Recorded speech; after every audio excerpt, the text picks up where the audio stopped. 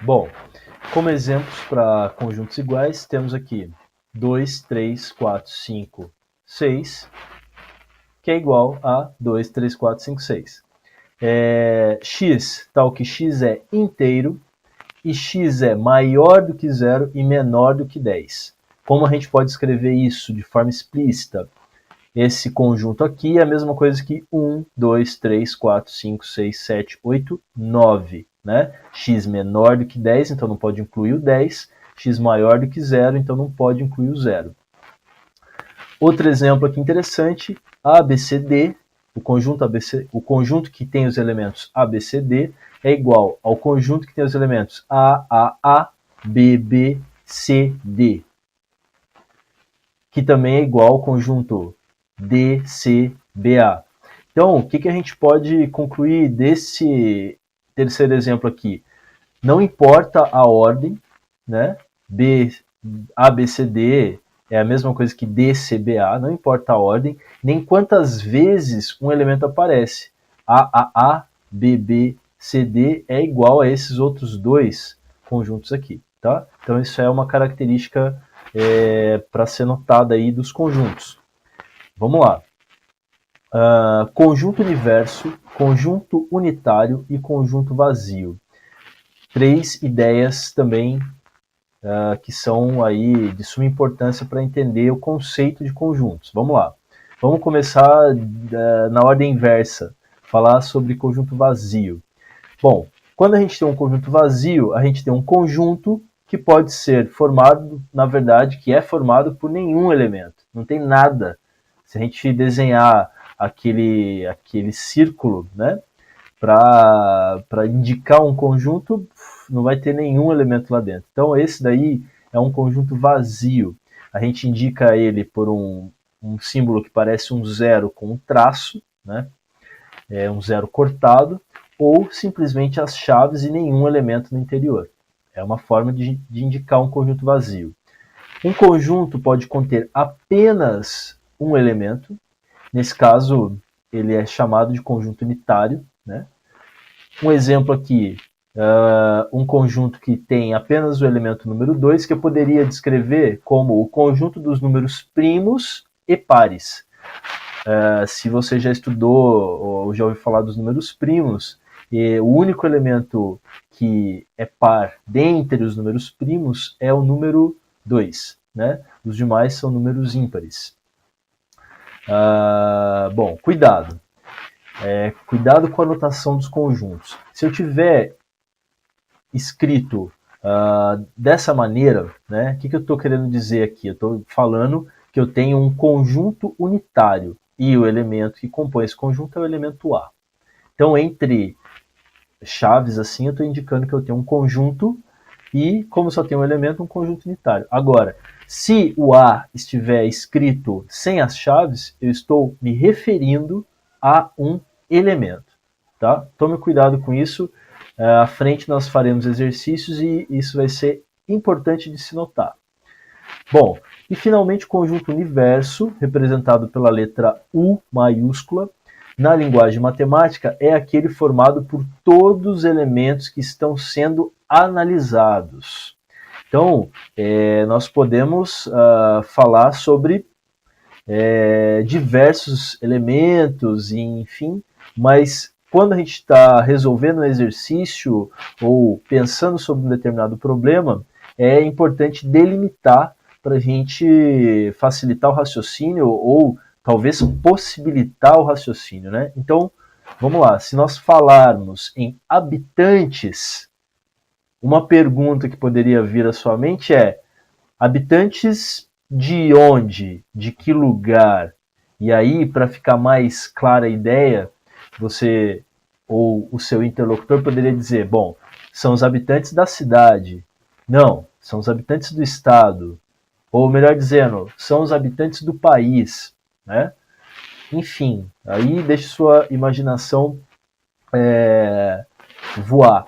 Mas o conjunto universo representa a totalidade do que está sendo tratado, tá bom? Vamos lá. Subconjunto.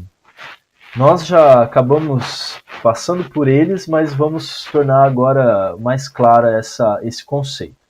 Quando todo elemento de A pertence a B, dizemos que A está contido em B, ou que A é um subconjunto de B.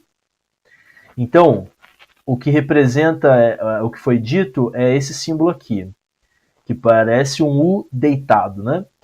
Vamos lá. A está contido em B. Se e somente se, para todo x, x pertence a A, implica x pertence a B. Ai, complicou aí? Dá uma olhada aqui nesse diagrama de Venn. Eu tenho o conjunto universo, que abrange aqui todos os elementos que estão sendo discutidos, e eu tenho um conjunto B que abarca, né, dentro dele, eu tenho desenhado aqui o conjunto A. Então, o conjunto A, nesse caso, ele é um subconjunto de um conjunto maior, o conjunto B. Então, o A está contido em B. Tudo bem? Então, todo elemento de A, todo elemento X que pertence a A, necessariamente pertence a B.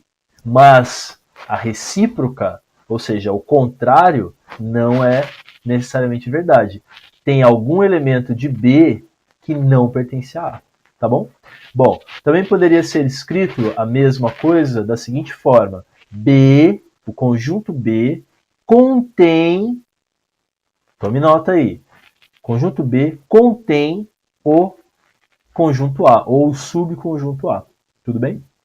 Caso contrário, se não for verdade isso, indicamos que A não está contido em B, o U deitado cortado não está contido em B, A não está contido em B, se A não for subconjunto de B.